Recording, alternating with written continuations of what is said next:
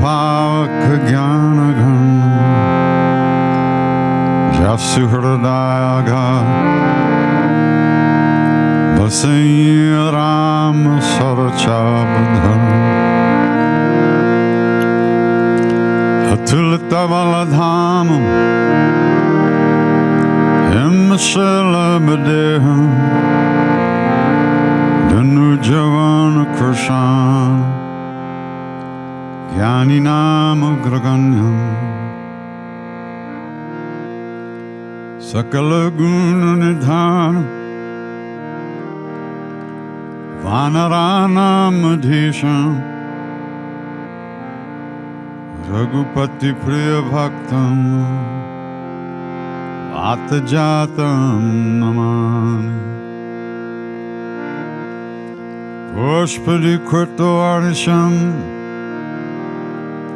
Mashiki Krita Rakshasam Ramayana Mahamalaratnam Vande Nilatmajam Anjananandaram Viram Janaki Shokanashanam Kapisam Akshantaram Vande Lanka Bhayankaram Langa Sindho Salilam Salilam Yashokavahi Ranakatma Jaya Adaitane Dadahalanka Namamitam Pranjali Ranjanayam Manojavam Maruttatulya Vegam Jitendriyam Buddhimatam Vardishtam Vatatmajam Vanardavutamukyam Shri Ramadutam Sharanam Prapadye Shri Ramadutam Sharanam Prapadye Shri Ramadutam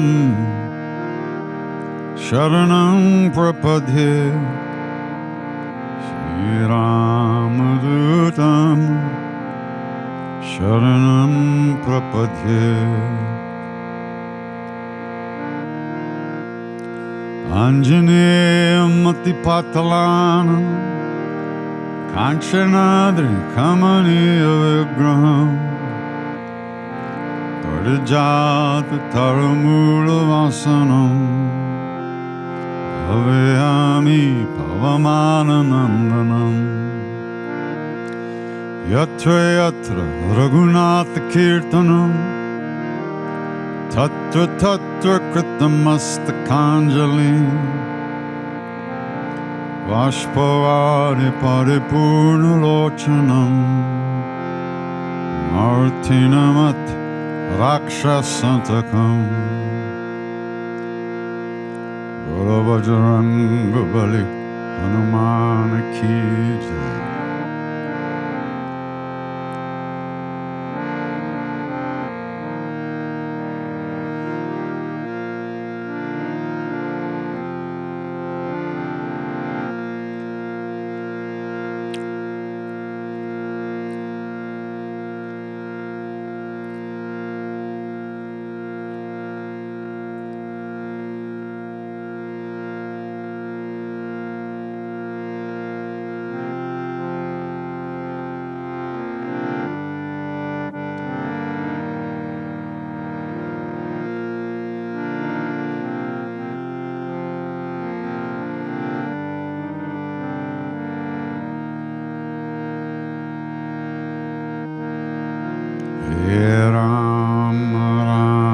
Ram, Sita Ram, Rama.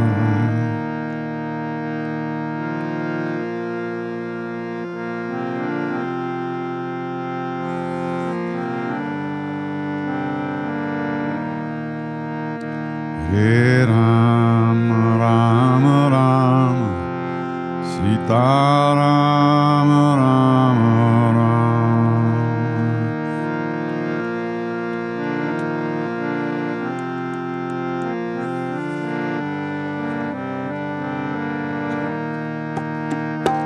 Hare Rama, Rama Rama, Sita Rama, Rama Rama.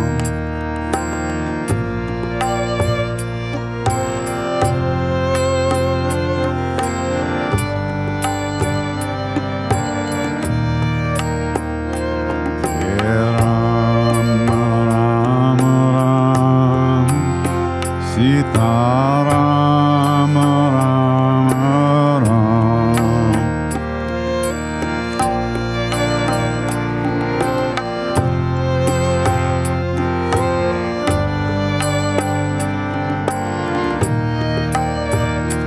Hare Rama, Rama Rama, Sita Rama, Rama Rama.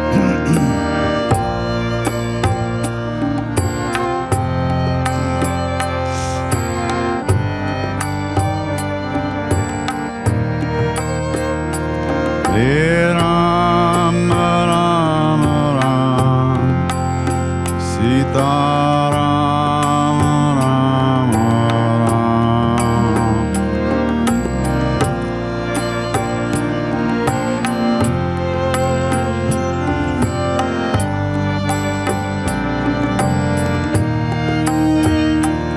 Hare Rama, Rama Rama, Sita Rama,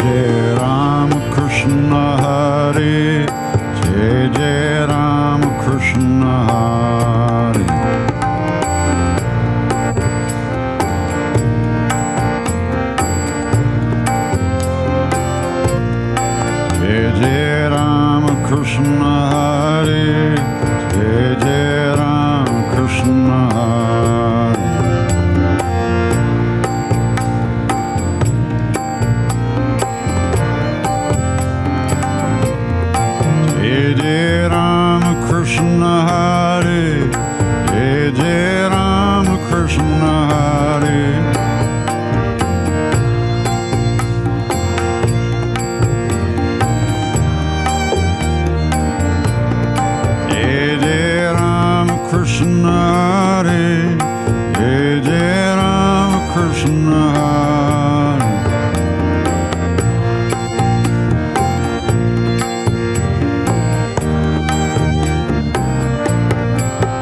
Jai Ram Krishna Hare, Jai Ram Krishna Hare.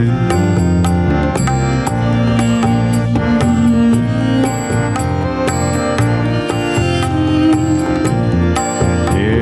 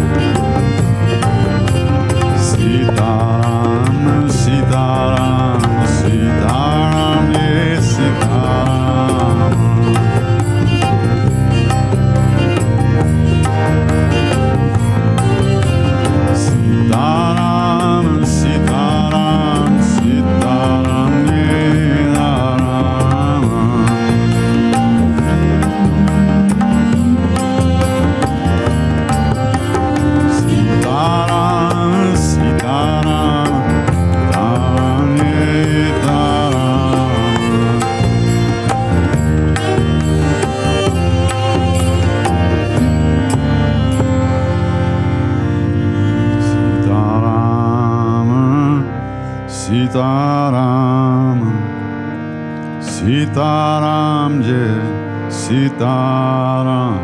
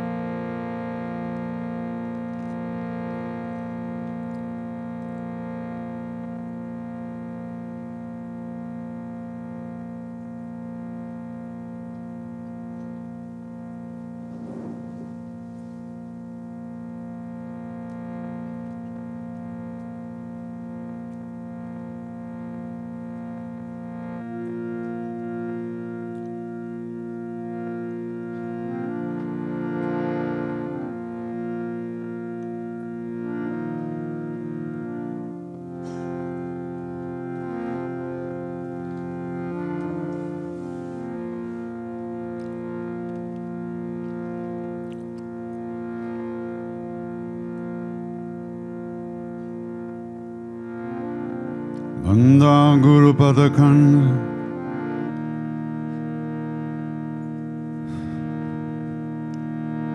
Kripa Sindhu Nararupa Hare, Mahamurtamapunj, Jasu Bachana Rabikaranaka, Akhanda Mandalakaram, Vyaptam Jena Characharam, Tatpadam Darshitam Yena, Tasmai Shri Guruve Namah. Agyana Chindirandasya Gyananjana Salakaya Chakshurum Militam Yena, Tasmai Shri Guruve Namah. Guru Brahma Guru Vishnu Guru Devo Maheshwara Guru Sakshat Param Brahma Tasmai Shri Guruve Namah. Guru Madhye Stita Mata Matri Madhye Stito Guru Guru Mata Namastestu Matra Guru Namamyaham. Dhyanamulam Guru Murti Pujamulam Guru Padam Mantramulam Guru Vakyam Mokshamulam Guru Kripa.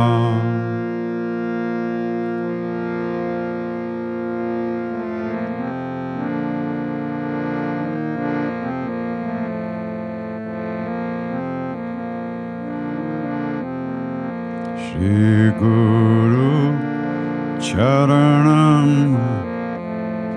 Shri Hari Sharanam Shri Guru Charanam Shri Hari Sharanam Shri Guru Charanam Shri Hari Sharanam Shri Guru Charanam Shri Hari Sharanam Shri Guru Charanam Shri Hari Sharanam Shri Guru Charanam Shri Hari Sharanam Shri Guru Charanam Shri Hari Sharanam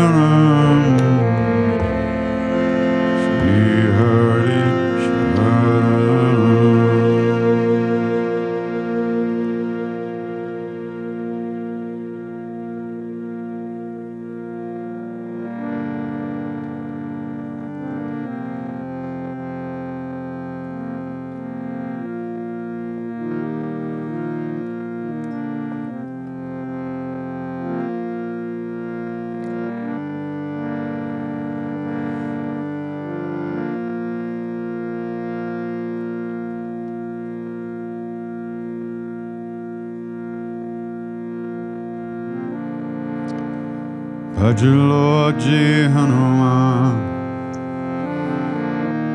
Bhaj Lord Ji Hanuman,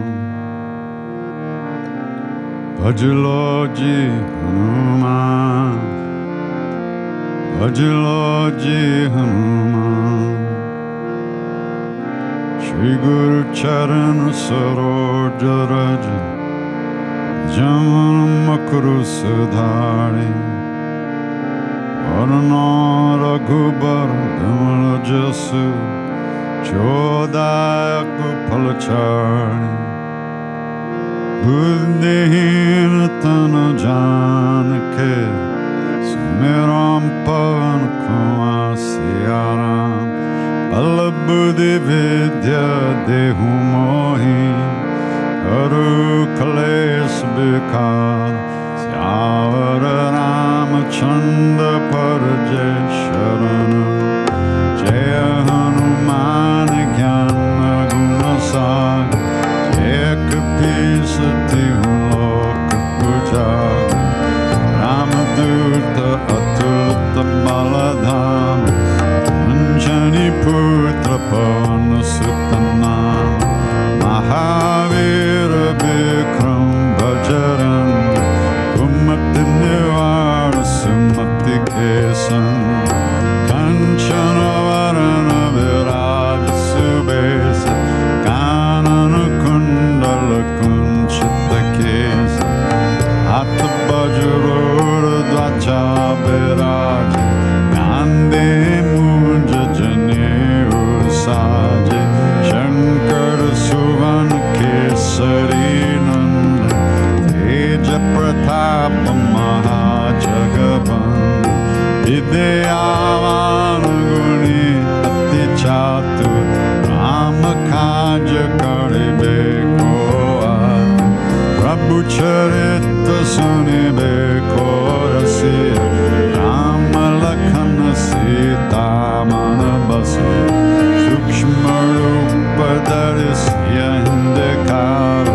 Vikata Rupa Dare Lanka Charara Neem Rupa Dare Sura Sahari Ramachandra Ke Kaj Samari Aya Sajivana Lakhana Jiyaya Raghubira Harashi Uralai Raghupati Kini Vohut Barai Tumama Priya Varatai Samabhai Sahasavadana Tumaro Jasagami Sakahi Shri Pati Kandalagami Sanakadika Brahma Vimunisa Narada Sharada Sahita Hisa Yamakuver Digapam Jahanti Rabiko Vidakai Sake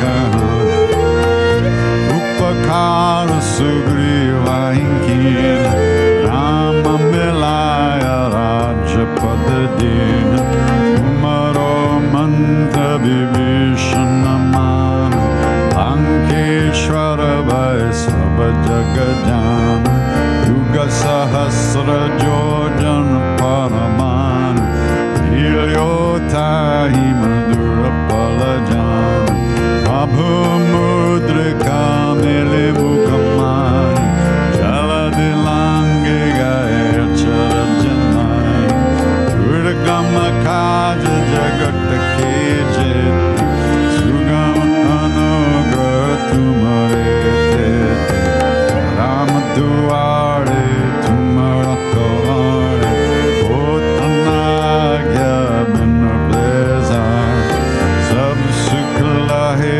Tumhari Sharan Mara Chakakahu Podaran Apana Teja Samaro Ape Dino Lokaham Katenkam Uttasashan Katan Ave Mahavira Jabanam Sanar Nasero Gahare Sabapir Japatanirandara Matabir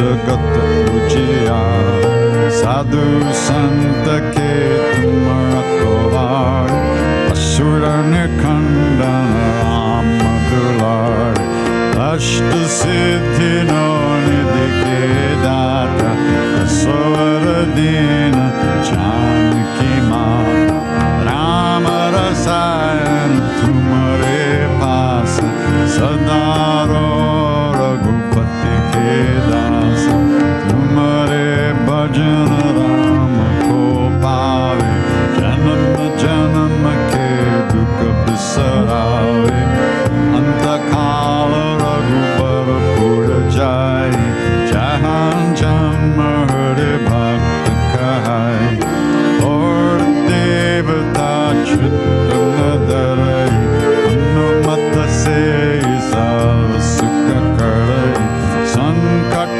कटे मिटे सब पीर जो Sumire Hanumat Balbir जय जय जय हनुमान गोसाई पाखरो गुरुदेव के नाय जो सत बार पाठ कर कोई शुद्ध ही बंदी महासुख होय होया पर हनुमान चालीसा होया सिद्धि साखी गणेश तुलसीदास सदा हरि चेर पीछे नाथ हृदय महादेव पवन तनय संकट हरना मंगल मूर्ति रूप सिया राम राम लखन सीता सहित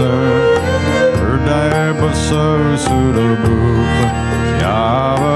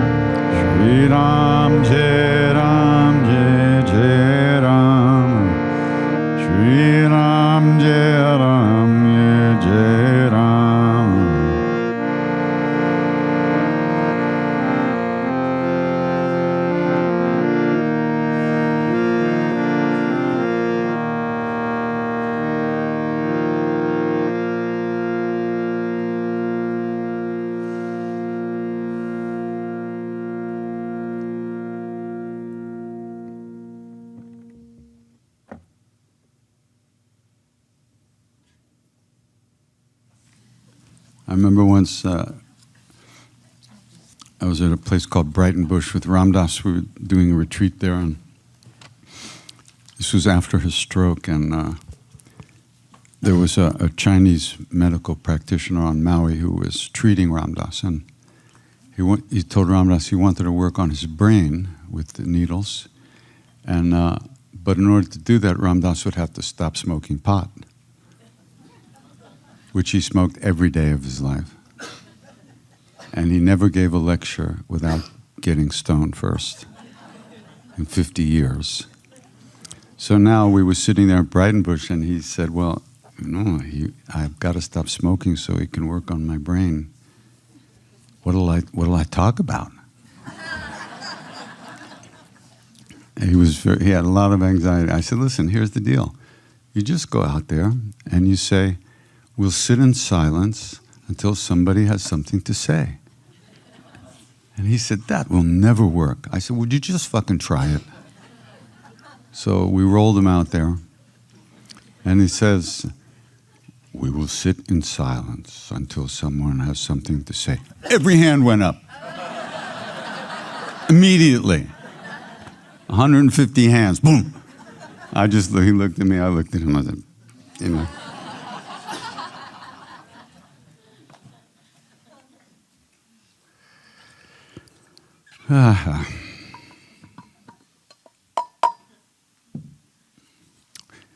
One time, Ram Dass would get into the ocean on Monday mornings.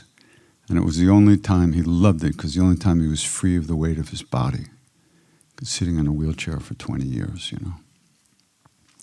So they would get up and go to the ocean, and I would catch up to them later in the day, according to my own time schedule.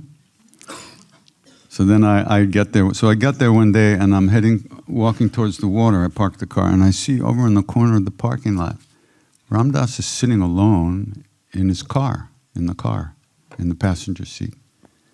And the door is open, and he's just sitting there, looks like that. So I walked over and I stood next to him outside the door. And he gave me a dirty look, and he looks at me and he says, I'm a fake. And you're a fake too. I looked at him and I said, yeah, but we're real fakes. He almost fell out of the car laughing,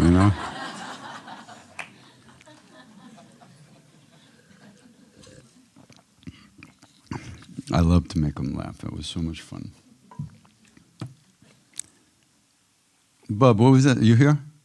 What was that story? Remember, Dasima told you to take him to get a toothbrush?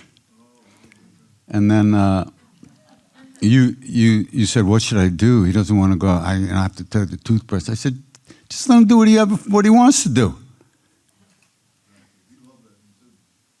Yeah. Go ahead. That's why I love Krishna Das. Tell the story from the beginning. Okay. Well, it's a little different. I said, this is my first time in close proximity to Ram Dass, so I'm not quite sure how to act. And, Parvati and Radha said, don't let him get in and out of the hot tub by himself. And I'm like, my God, do I have that kind of authority? And so I told KD, and KD goes, let him do whatever the fuck he wants to do. And I told it to Ram Dass, and he goes, that's why I love that guy. That's the short story. But what happened about the toothbrush? That was a hairbrush. A hairbrush. Oh, what hair? You didn't have any hair. We're driving to Walmart, and he says, well, what are you getting? I said, well, they asked me to get a hairbrush for you. And he said, I hate it when they treat me like a high imbecile. And I'm like, uh-oh. So I go, Ram Dass, you're my icon. I really don't know how to act around you, but I can tell you when you're with me, you're not going to get hurt, you're not going to fall over, you're going to be fine. And everything changed from that point on. You just went, oh, who's this guy? Oh, okay. So that was the beginning of my relationship with him. I see. Okay, good.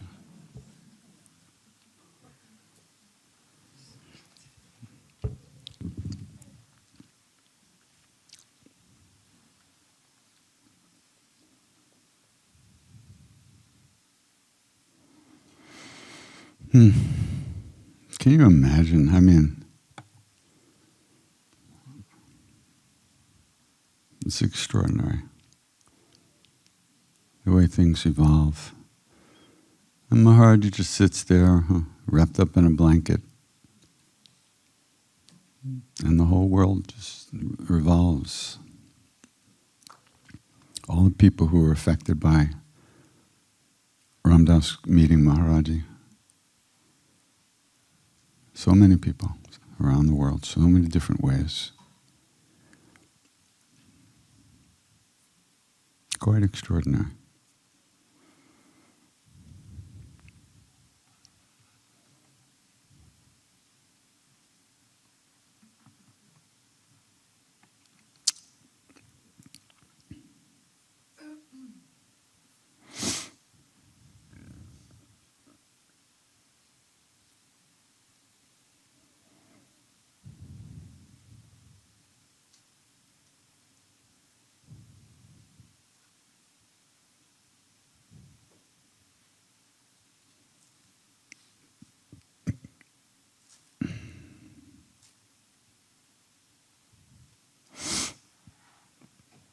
Any questions? Anything anybody want to talk about?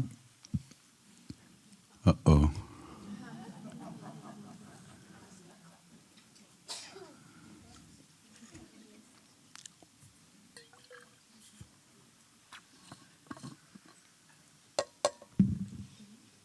Good morning.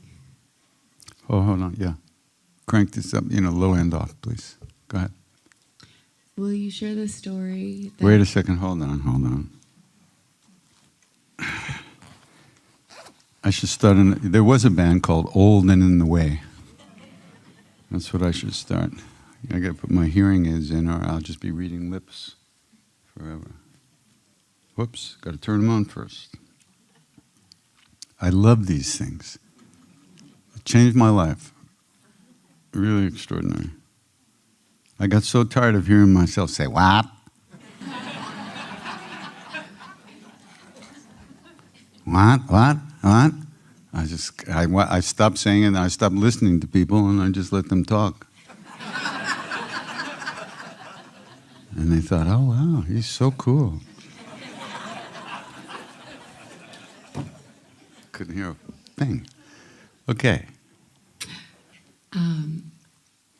I was hoping that you could share the story that Sri Siddhi Ma had Jaya tell you about the train with Javanti Ma and the fakir, and also if there was anything that you could share about the Taoist dedication for her shrine.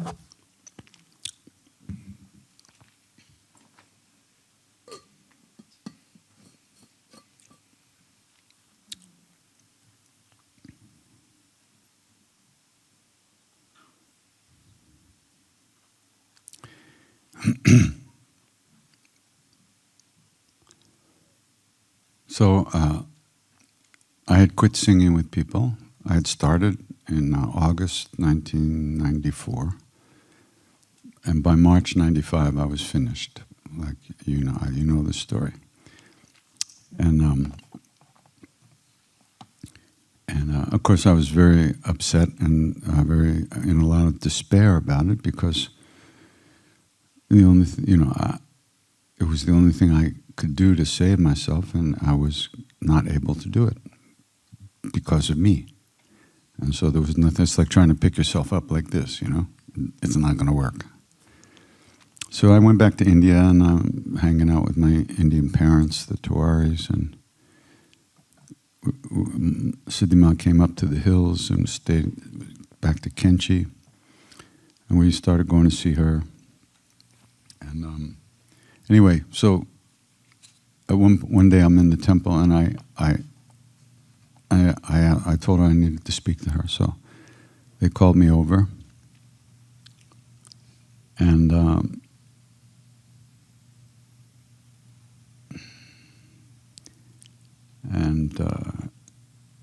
she knew I was having a really hard time. So she asked Jaya, her disciple attendant, to tell me this story. So Jaya told me this story. She said, they were up in Rishikesh at the temple there, and they had plans to go to Chennai by train from Delhi. And they had reservations on the train for 40 people. Many devotees were all going to go. And of course, they made those reservations long in advance because it's hard to get so many reservations. So the day before, they're supposed to drive down to Delhi. Jivanti Ma, the other Ma, who Siddhi Ma and Jivanti Ma were together every day for 50 years at least, if not more. So Jivanti Ma had a heart attack. She was always having heart attacks. Small little heart attacks, but heart attacks. So they had no option though, because all these people were waiting already in Delhi to get on the train to Chennai. So with great difficulty, they helped Jivanti Ma into the train, into the car. I mean, she could barely breathe, you know, and she was in a lot of pain. But they drove to Delhi, and they get to the train station, and then they carry her underneath the tracks and up onto the platform in a dandi, a palanquin, a chair that kind of moves. And then they help her into her berth, and then the train takes off late at night. So in the middle of the night, Siddhi Ma needs to use the bathroom. So she and Jaya first, in Indian trains, I don't know if you've ever been there, there's a bathroom on either end of the car. So first they go to one end of the car, and the bathroom is really filthy. So they turn around and walk to the other end of the car. Now, there's a long hallway, and then you make a right turn, and right in front of you is the door to the outside of the train. And then if you make a left, the bathrooms are right there.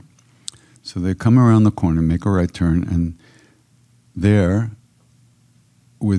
there's sitting with his back against the door and a blanket or shawl over his head so they couldn't see his face. There was a sadhu, a fakir, sitting there. And as Siddhi Ma walked by, he just went, Jai, like that, Jai. And still, his face is covered.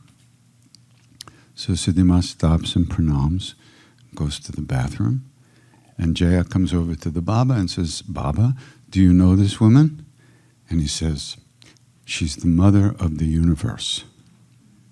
So Jaya goes, like you did. Oh.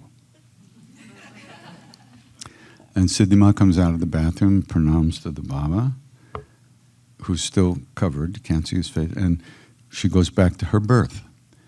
Jivanti Ma, Jaya decided that Jivanti Ma had to meet this Baba, had to see the Baba. So with great difficulty, they made their way down the hallway, because Jivanti Ma can't even breathe. They turn around the corner, and there's the Baba sitting there, and Jivanti Ma goes like this, and the Baba reaches into his jola, his little bag, and he pulls out fresh, hot puris and starts breaking them into pieces and feeding them into Jivanti Ma's mouth like this. And she's weeping, because this is the way Maharaj used to feed her. So after a few minutes, Jaya takes Jivanti Ma back to her berth, and she rushes back to see the Baba, just as the train is pulling into the station. And as she gets to that place, the Baba's standing up with his back to her. He's opened the door to the train, and she says, Baba, is there anything I can do for you? And he takes one step out onto the platform in front, right there, and he disappears right in front of her eyes, right before us, completely just disappears. So Jaya finished telling me the story. Siddhi Ma looks at me and said, Krishnadas, no one can understand Maharaj's play, his leela, after he left the body. Ciao. Go.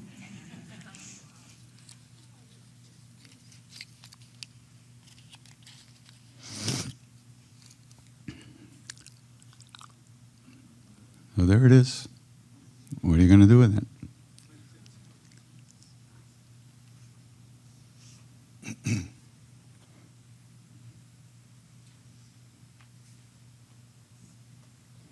I just got a message from Nainital.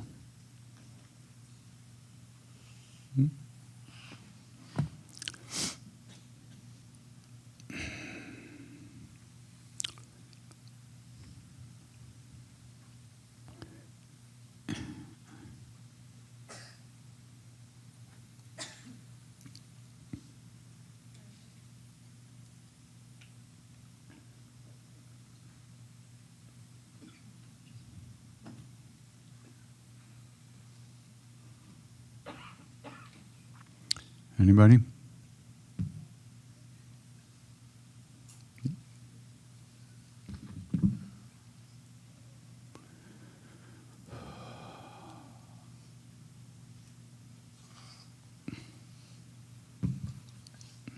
Hello. Hello. This is my first time I'm sorry. experiencing you. And I didn't look anything up before I came. I just trusted a friend. I really am sorry. No, it's been great. I just wanted to maybe give you the opportunity to say something you haven't said this weekend that you might tell someone that was new. Run. Anything else? Fast. Welcome. Welcome. Welcome to the cult.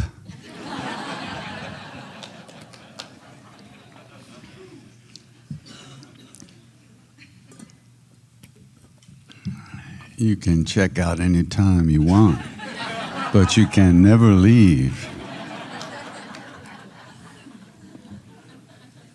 Welcome to the Hotel Yogaville. Okay, where are you? As a follow-on to the train story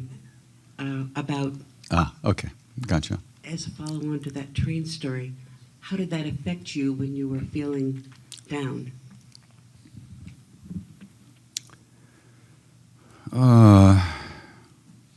It made me more depressed.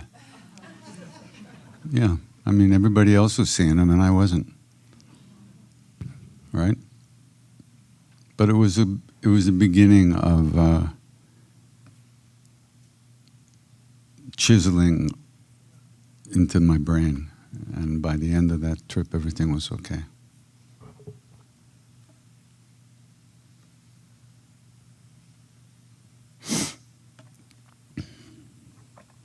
Funny to see, the thing is, when I met Ramdas, that's when I met Maharaji.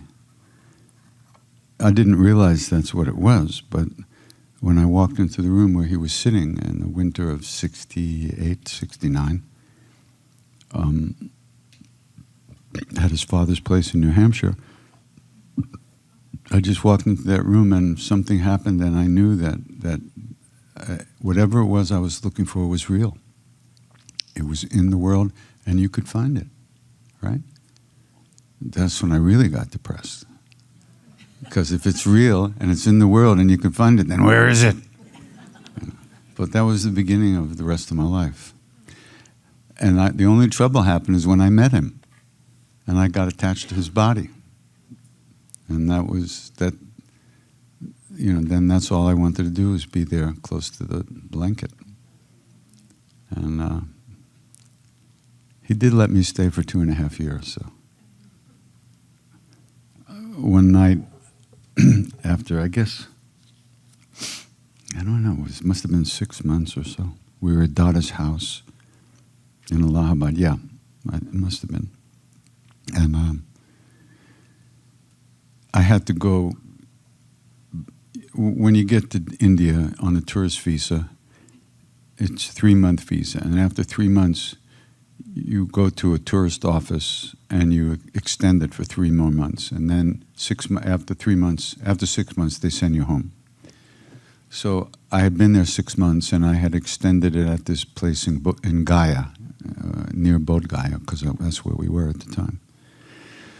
So I brought all my stuff to Dada's house and I told Dada, Maharaji was there, of course, at the house. I told Dada that I was going to leave in the middle of the night and catch the train to Gaia to get my visa extended.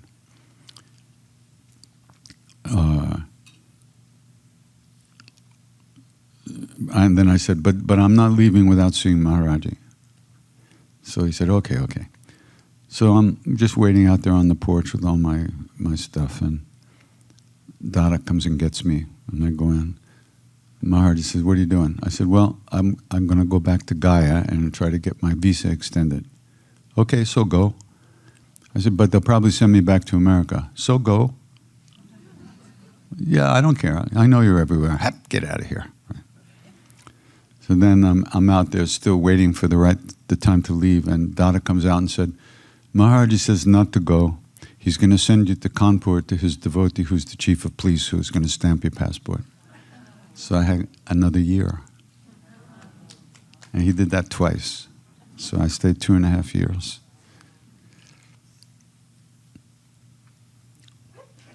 Who was I telling that story to? Did I tell you all that story about the old lady yesterday who came for darshan? Yes.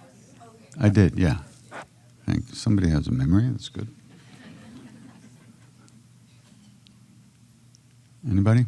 I'm going to ask you to tell us about KK and the movie and that whole thing. She gets paid to ask me that question. Okay, KK. Okay, on June 7th in New York, we're doing a daytime, a whole day of nonsense. And a lot of the old, we're the old devotees now. How horrible. I pity you all. Anyhow, so a lot of the old Westerners who were there with Maharaji are going to come, and we're going to tell stories. And one thing that we're going to do is, we just made a movie about KK. KK Shah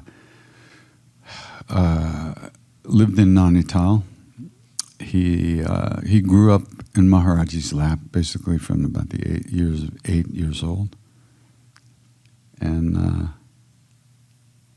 he was a very special guy, a very special being. He worked in the town office as a clerk. But whenever Maharaji came up to the hills, KK just went to see Maharaji. And yet, every day, his name was on the roster of signing in for work on time. Huh? He had a very unique relationship with Maharaji. It was of a spoiled child with his grandfather. Maharaji sit down, he would stand up. Maharaji said, eat, he wouldn't eat. Don't eat, he would eat. Go away, he would stay. Stay, he would go away. I mean, this was their game they played. It was so beautiful. So, one day I told Ramdas, after about 1.5 years, I said, I'm going to go find Maharaji. He said, well, I can't tell you where he is. I said, that's okay, I'll find him. Can you imagine? Yeah. Anyway, he saved me. He said, no, wait. Okay, here's my friend's address in Nainital, KK Shah. You write to him and see what happens. So I wrote to him, and I got a letter back in a couple of weeks, and it said, wonderful to hear from you. Ramdas is such a great being. What did he say?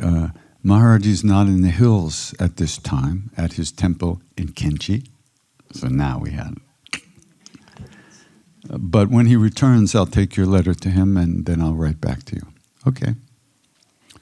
So a few weeks later, I get a letter back, and it says, Maharaji returned to the hills, and after some days, I had the opportunity to see him, to go to visit with him. As you know, great saints do not call the devotees to come to them, but their doors are always open. So if you're traveling in India, you can come and have his darshan, no problem. Great. Green light, right? Not exactly. Many years later, like 10 years later, KK looks at me and he says, did I ever tell you what really happened that day? I said, no.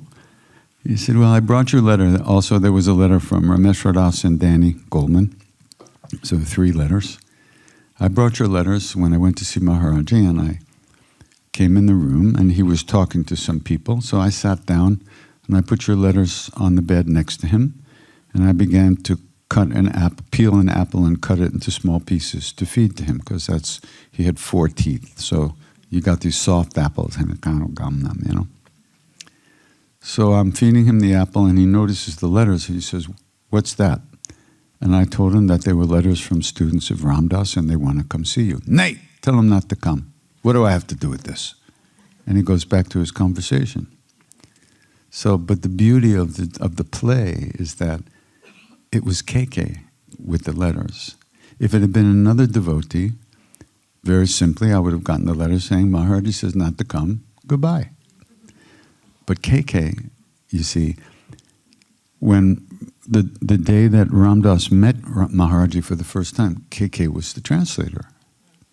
And after their meeting, Maharaji turns to KK and he says, "Take him home and give him tea and double roti toast, white bread toast, and take care of him." So KK took Ram Dass home, and they became very close friends.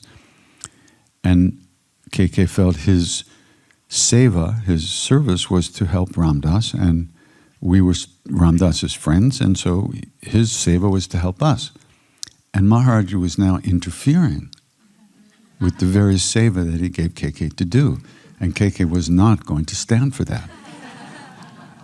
So KK began to pout. He stops feeding Maharaji the apple, and he goes. When KK pouted, the 3 worlds trembled. Nobody could pout like KK. Unbelievable. And Maharaji says, "Kailash, what's the matter? What's the matter?" And KK wouldn't look at Maharaji. Maharaji pushed his head up. KK would look away.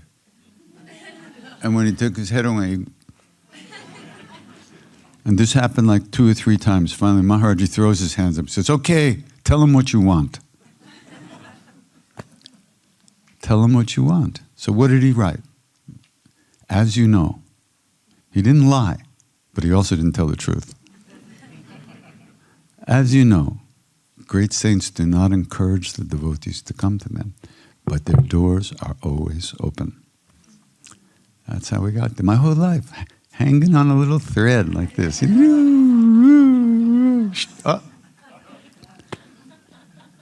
Or so it seems.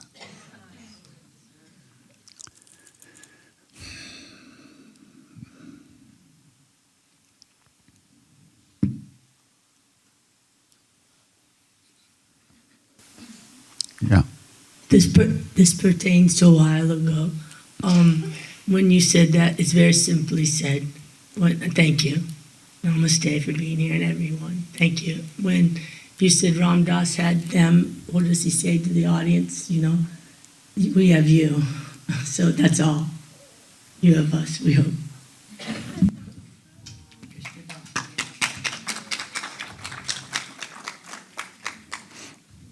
Don't give her the mic again.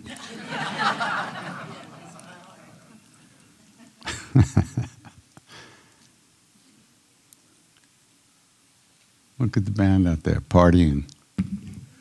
Like a bunch of caged animals released.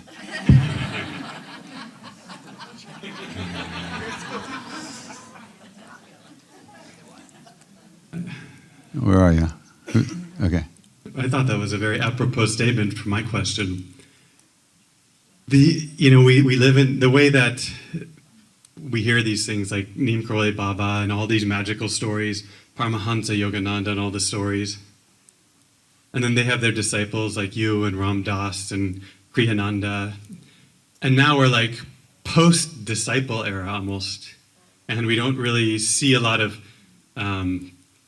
enlightened gurus as the main teachers of spirituality.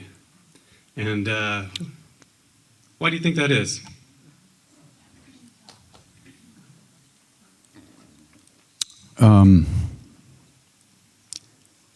Actually, I don't think it's any different than it ever was. That's just your version of the story for now. Which is fine. That's what you got. It may not even be true, but you believe it. So, Enlightened beings are always here. They could never be anywhere else. And we are getting exactly what we need every moment of every day. There's no slippage in the system. Absolutely no slippage. But if you sit around waiting, not that you're doing that, but if you sit around waiting for somebody to come and do some miracle to get your attention, it's going to be a long wait. So deal with the stuff now, and you never know what will happen. But don't sit around waiting. And you're not. I mean, obviously you came here. That took some effort. There must have been some interest in something. That's something you should promote within yourself and let grow. And one time, many years ago, someone came to Maharaji and said, Baba, and can you imagine, Baba, the world is in such bad state. In the 60s? He said, I wish there was a king like Janaka. You know who Janaka was? Janaka, King Janaka. He was Sita's father, adopted father. Sita was found in a furrow in a field. She was the daughter of the earth, actually. She came up from the earth. That's what they say. But he was also what they call a Raja Rishi, an enlightened king. And this guy says to Maharaji, I wish there was a king who could take care of the world like Janaka. And Maharaji said, there is a king, much greater than Janaka. And if it has to go this way, let it go. That's pretty tough, huh? But what are you going to do? What we can do is take care of our own hearts, and we can take care of the hearts that we meet, and we can do the best we can. But ultimately, we are not in control individually. However, our mind, the mind of beings, is what's creating this world the way it is right now. Not some outside force. Our minds.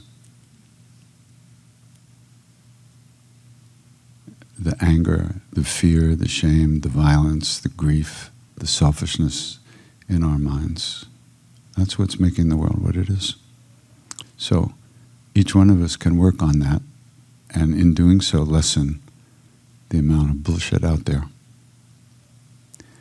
So that's what we have to do. There's no waiting around anymore.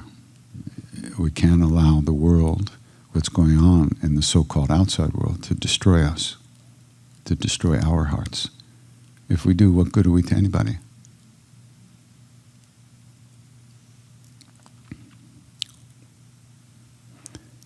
So,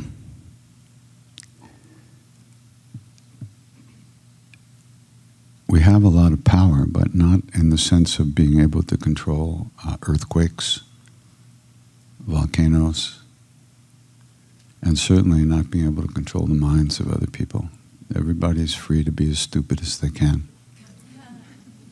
Unfortunately, that's the way it is.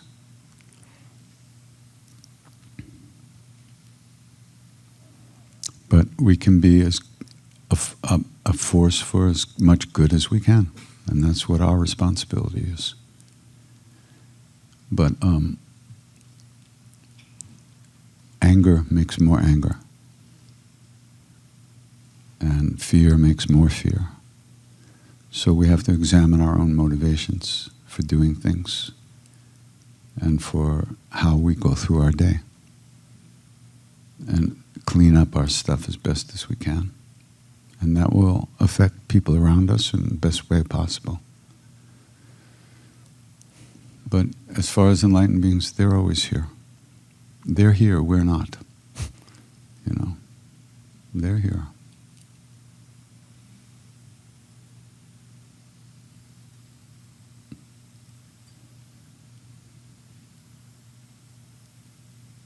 It's interesting. Western culture is just a few hundred years old. So-called Western culture. The age of reason. Ha! It's it's rather recent, you know. There's been stuff going on for thousands of years, tens of thousands of years. But we've lost touch with all that, mostly. So we think the way we see the world is the way it is. Maybe, maybe not.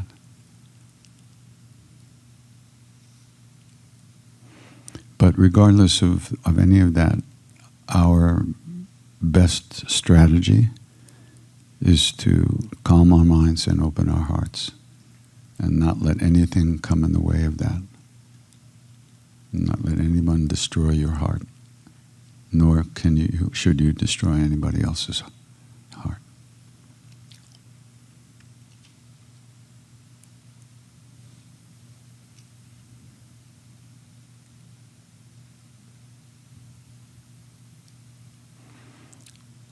One time Maharaj said, it's better to love everyone than to try to figure it out. So.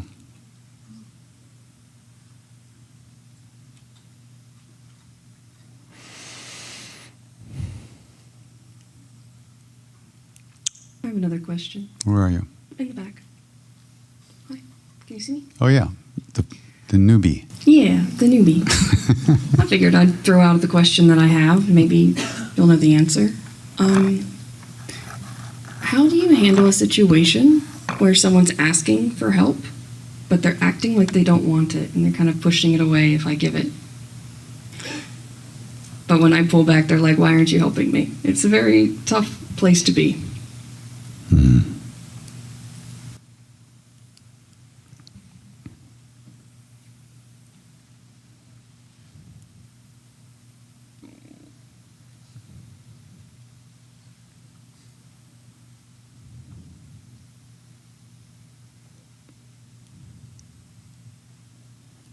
You're right, it's a tough place.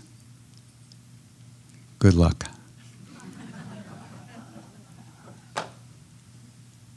Thanks. You're welcome.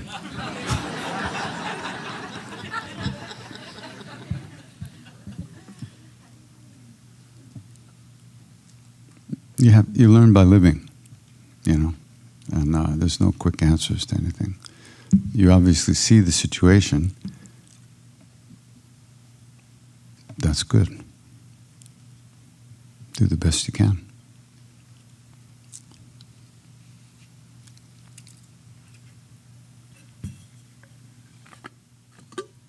Hi. Where are you? Here. Right where? There. Okay. I'm right here. Where? It's the board guy. Yeah.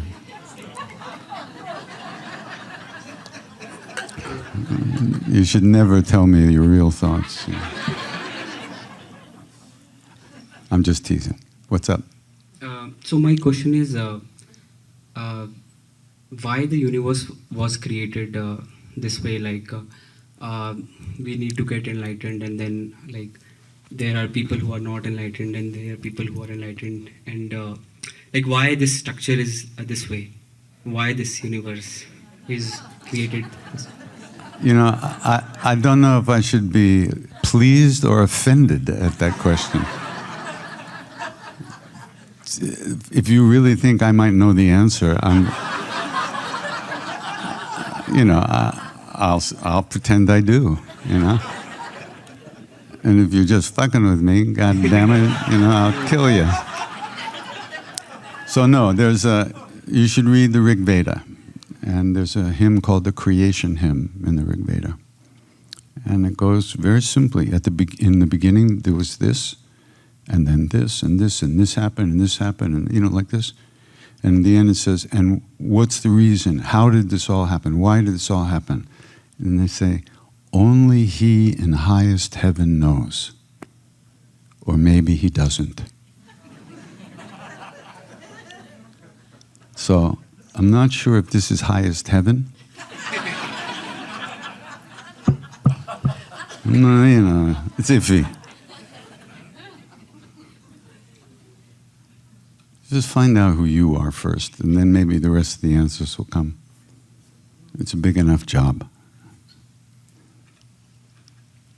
Thank you. Thank you. Oh, yeah.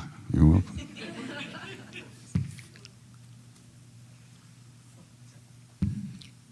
Hi. Thank you so much for all your wisdom that you've shared with us the last couple days. But That's what you call it, huh? yeah, words of wisdom, I think, okay. for me.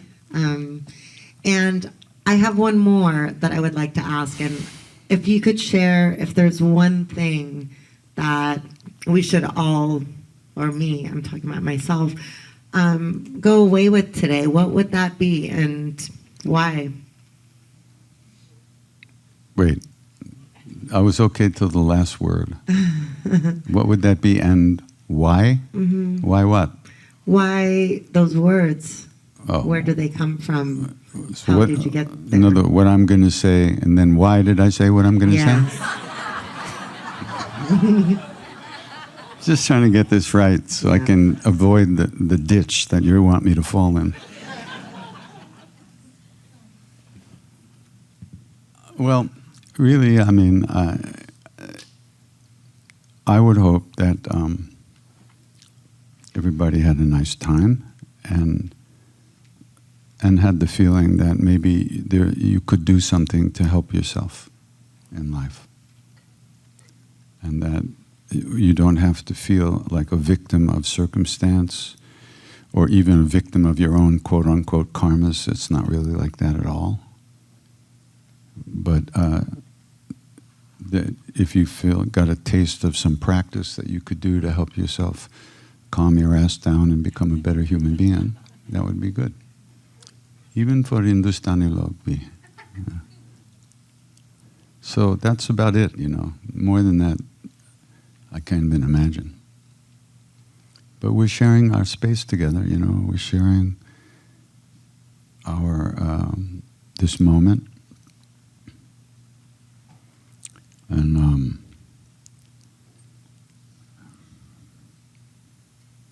we get a chance to, you know, satsang, sangha is the most important thing, really. Buddha once asked his attendant and great disciple Ananda, what's the most important thing in spiritual life?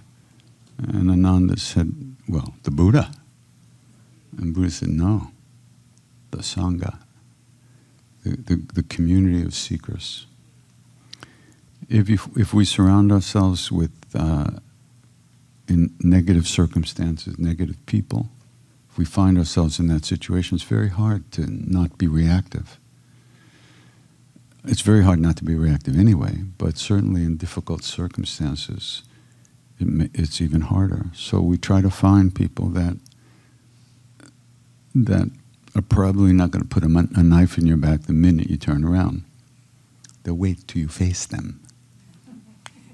No, but so that's good, and then you spend time with those people if you can. And you know, there's a book a friend of mine wrote called "Going on Being." It's written. Mark Epstein is a Buddhist psychiatrist, and he revisits the story of Buddha's enlightenment. And he goes back and reads it in the scriptures, and then he retells it, and he says, when the Buddha was a young boy, his father, the king, was doing a ceremonial plowing of a field, a ritual plowing of a field. And the young boy, Gautama, was sitting under a tree watching him work in the distance. And while he was sitting under that tree, he slipped into a very deep state of consciousness, a very blissful state of consciousness. Just sitting there. He wasn't obviously not trying. And that passed, of course. So then many years go by, and there he is sitting under the tree, the Bodhi tree, or a tree, and he's doing very severe practices. He's not eating. He's barely breathing, like a few breaths a day. And he sits and sits and sits, and they say, you could like you could see his bones, and you could like see the light through his body. I mean, he'd become almost translucent and there were 5 disciples sitting near him, waiting for him to get enlightened, so they could have some of that. And the Buddha's sitting there, and eventually he falls into tremendous despair, because he's doing everything that can be done according to the practices that were known in those days. Everything. He's denied food, pleasure, almost denying air, everything. I mean, he's really doing this austerity to the max. And he sees that if he does any more, he's going to die. The body's going to go. And he still won't have achieved what he's looking for, what he's waiting for, because what he knows it could be. And so he's sitting there in terrible despair. And as he's sitting there, a memory comes to him of that day when he was a boy. And he remembers the feeling he had. And he feels pleasure just sitting there. And being the Buddha, he says, well, what is this? Pleasure? That's not cool. And then he examines the feeling. And to put it simply, he sees that this pleasurable feeling did not come from the meeting of the senses with a pleasurable object.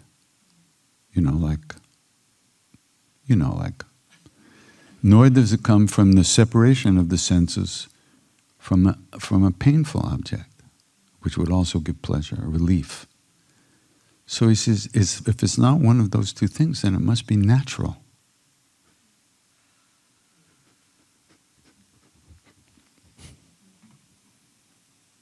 There must be no cause for that.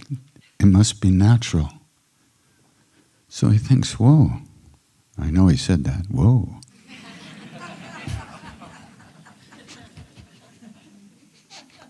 Maybe this is the way to enlightenment, through this feeling of okayness, basic, simple okayness, which is something we deny ourselves every minute of every day.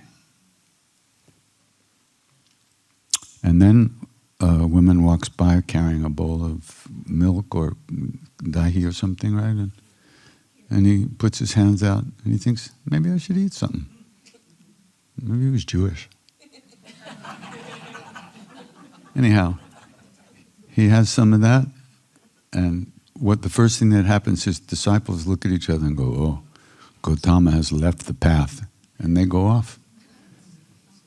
And then he wanders a little further, sits down under this other tree, which is now known as the Bodhi tree. So that's the deal. That's the deal. There is this basic okayness inside of us that's been crushed. And every day we crush it because we carry on the behaviors we were taught and learned from our life experiences. And so, if we only wouldn't crush ourselves every day, we'd probably be okay. And the world would probably be okay.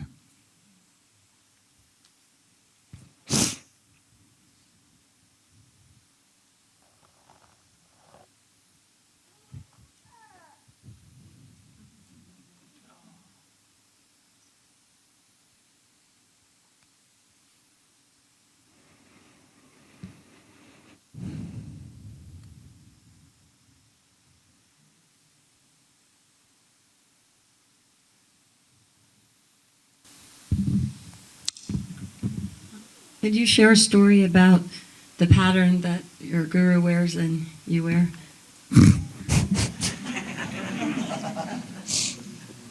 Let me see. Well, Maharaji wore a blanket all the time, most of the time. And Dada used to say that he had 2 blankets. He had the outer blanket, which we saw, But he also had an inner blanket behind which he hid his true nature, because we couldn't handle it. We'd be burnt to a crisp, basically. And so he wore the outer blanket to hide his body, because underneath the blanket he was always doing mudras. Stuff was appearing on his body when he would take other people's diseases on, sores, all kinds of things. And then they come and they go. So he hid all that from us. As far as me, he told me to wear red. I had to dye everything I had red, even my longoti. My underwear had to be red.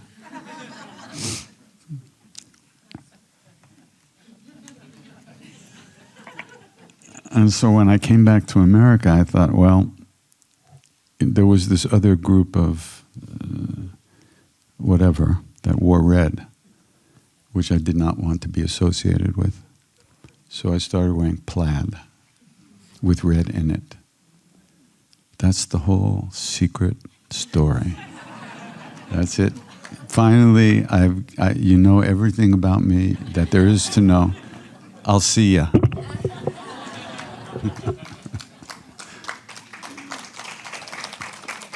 Oh, come on.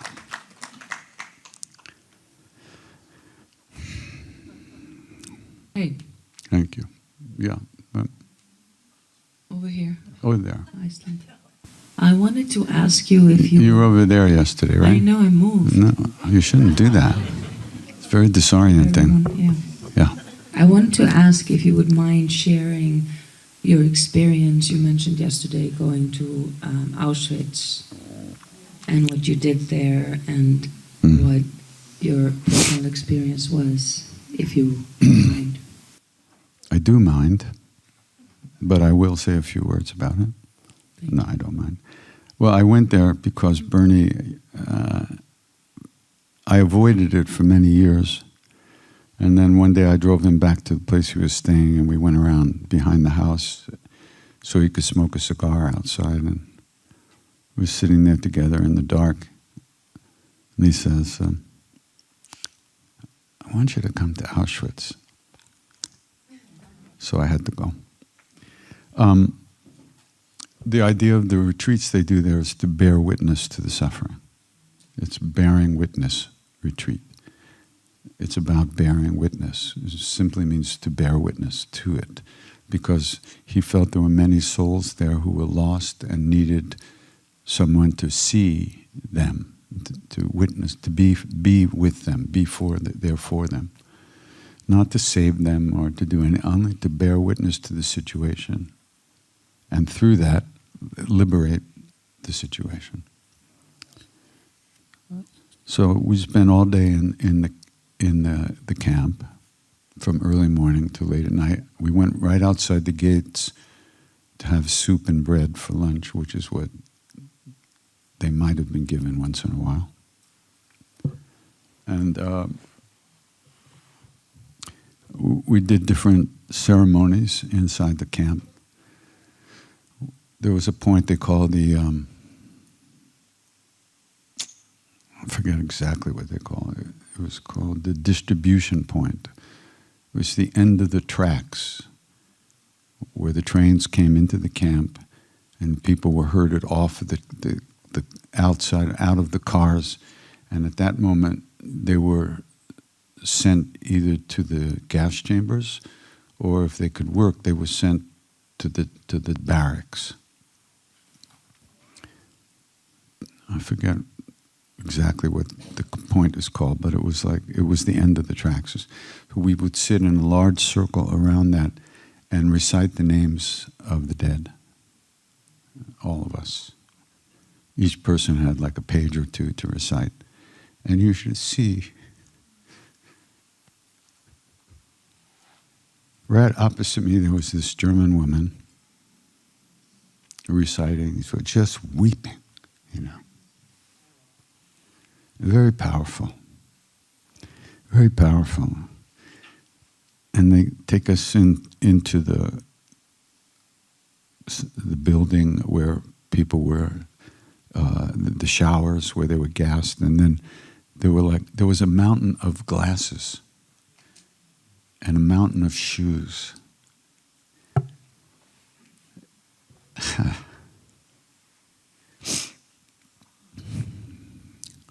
But because Bernie was there,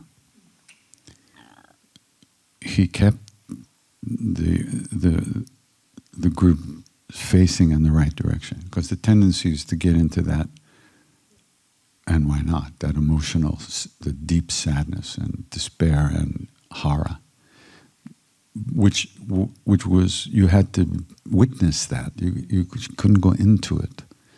So whenever it would get a little out of hand and people would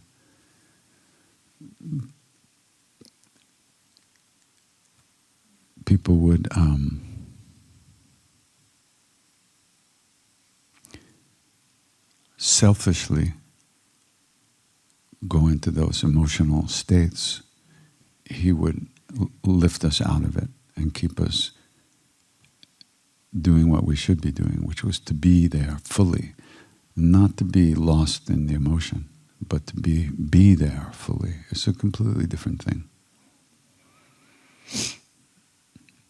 Me, the first time I went there, oh boy, the first thing you see, it's kind of beautiful. We were there in the fall, and the trees were all kinds of colors, and the grass was green, right? The first thing the guide says to us, said, in those days there was no grass and no leaves.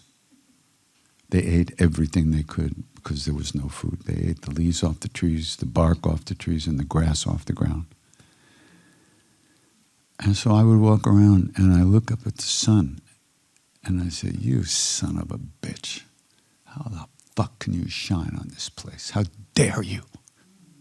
For days, I was like, how dare you shine on this place? You know? And then one day, I went, oh, it's your nature to shine on it all, the good and the bad. And then I had a glimpse of what unconditional love is. It just shines. It does not judge. It shines. Yeah. They're very powerful. And on the second year I went there, and the last year I went there, I had been on tour, so I had the harmonium with me. So I snuck off to the women's barracks. And I was going to go in and sing. And I thought, yeah, I'm going to do some Devi Puja, some mantras to the goddess at the women's barracks, right? So I go in and I sit down. And I'm all alone, right? Nobody visible. And I sit down, and immediately I felt there were more people in that room than I'd ever been in a room with. I could barely move. I was surrounded by people, by women, by souls. And I saw how pretentious it was for me to think I was going to do Devi Puja. So I said, what should I sing to you? And he said, sing to the children. Sing to their children who've been whisked away and thrown in the gas chamber. That's what they wanted to hear. So there I was, in Auschwitz, in the women's barracks, singing Gopala, Gopala. And they loved it. So, it was intense. And the whole thing came out of Bernie's heart and his inner strength and his being. He was an incredible being.